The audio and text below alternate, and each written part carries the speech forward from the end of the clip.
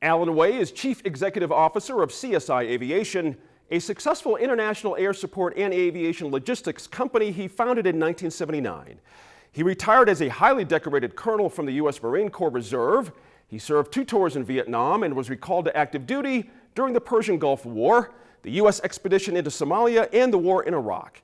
He holds both Bachelor of Science and Master of Arts degrees from the University of New Mexico. Colonel Alan Way, thank you so much for being with us today. Thank you for having me. You are taking a little heat right now for saying that there should be no minimum wage for those under 26 if we raise it at the federal level. And your opponent is running an ad with audio of you saying, so what if they make $4 an hour? Many thousands of young New Mexicans will go to the polls on November 4th. Why should they vote for you?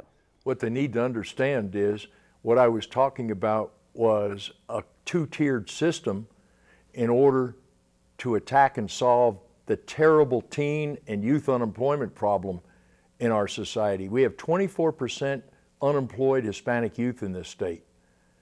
And where you have unemployed youth, you have a proportionate increase in juvenile delinquency and a proportionate increase in crime.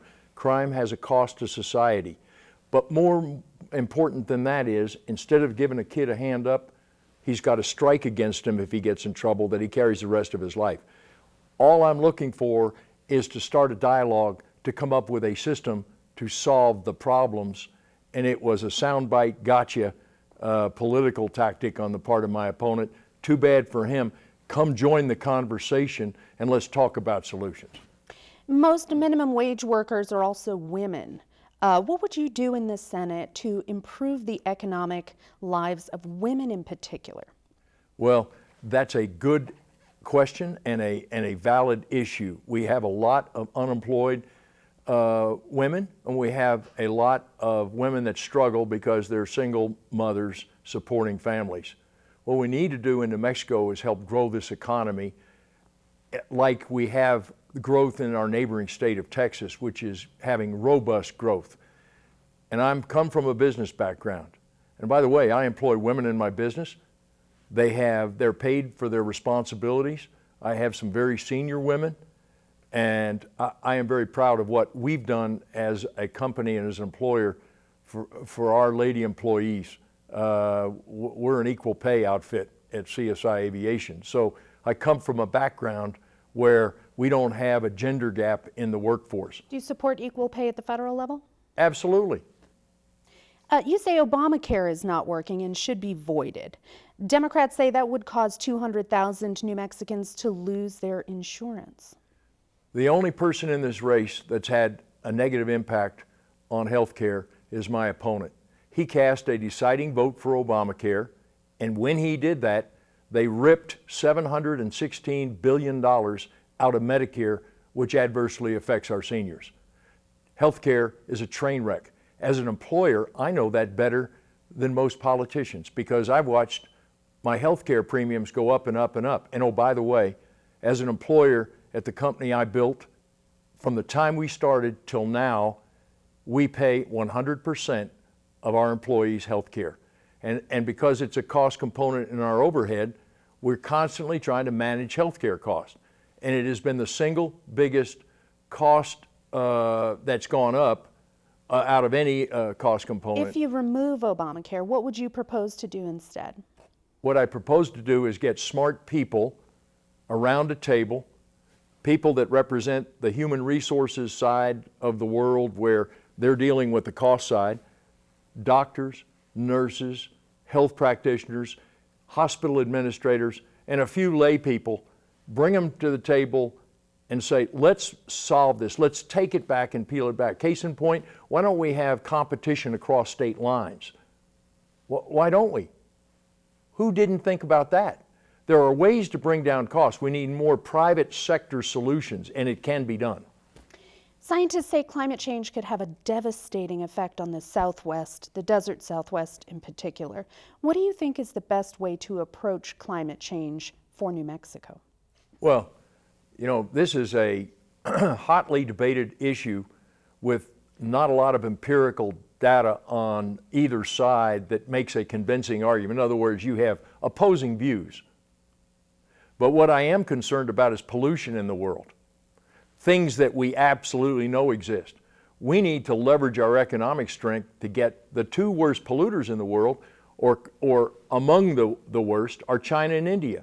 They throw stuff up into the air that travels through the air and eventually gets to the North American continent. You said pollution is something we know exists. Did you mean by inference that climate change doesn't? I didn't say climate, but it didn't exist. There are changes to the climate that have gone on for hundreds of years.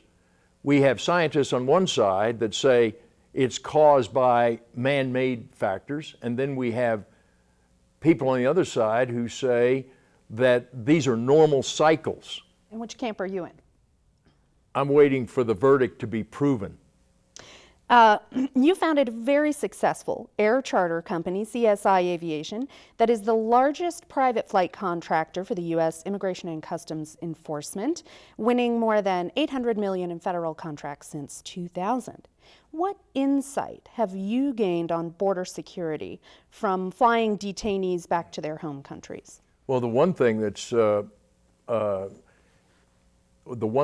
really impressed me is that we, and I get this secondhand, understand that running a company, I'm not down actually flying the airplanes and dealing with the actual deportees. But you get feedback back up. We have a lot of repeat people who have crossed illegally that are now being deported for a second or third time. Not all the people are from Central America or Mexico. There's a significant number who come in from Africa and from China.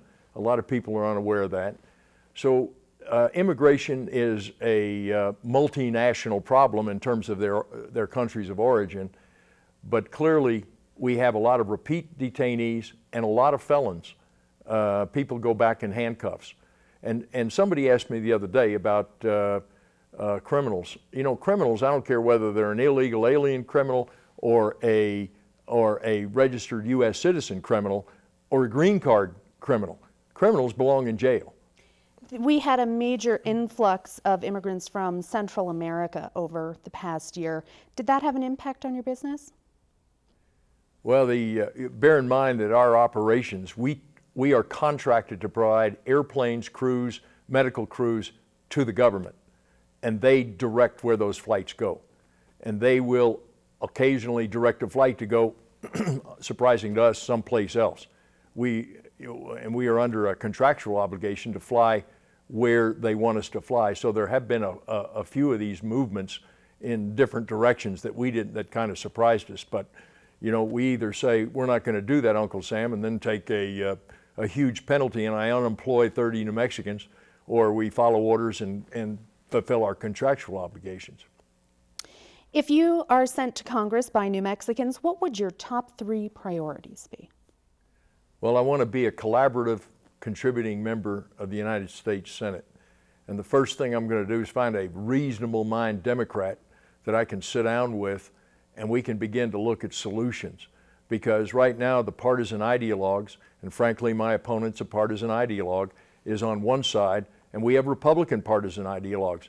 I'm not a partisan ideologue, I never have been, and consequently what I'm going to look for are reasonably minded men and women in the Senate that I can sit down with and move legislation forward. That's my first priority. Well, you are definitely known for your bold and aggressive style, and you're not known for pulling your punches or mincing your words. How would you persuade New Mexicans that the sharp-witted Alan Way they know would be able to turn into the kinder, gentler Alan Way in the Senate? Well, you know, the one thing, yeah, I've been known to be blunt, but I tell you what, I'm pretty civil about dealing with people. I'm not disrespectful to them. And so there's a bluntness that's not rude, and there's a big difference. And we all know in society we got a lot of rude people everywhere that tend to behave in ways that we shake our heads. But that aside, I think I have an ability to deal with people. Let's go back to the business side of me. You can't run a business successfully if you haven't learned to negotiate. You got to negotiate with your suppliers to bring in your wholesale components to your service product at costs that are manageable, that you can turn around and do what you need to do profitably. You've got to negotiate with your customers because they're out for the lowest price. And by the way, you make reference to that contract in a couple questions back. We're very proud of the fact that while we've been a federal contractor, and we are not exclusively a federal contractor, we've got a lot of commercial work, but our federal work, we got a 99% performance rating. I mean, we're good at what we do, and that's why we do what we do. People want us to help them when they need help because we got a talented group of people. But go back to the talented group of people. A successful business negotiates with its employees. If you don't take care of your employees and take care of them right, they vote with their feet. And the reason our company's as good as it is, we've got employees that have been there 20 years, and they're very good, and I take care of them. Colonel Alloway, thank you so much for being with us today. Thanks for having me.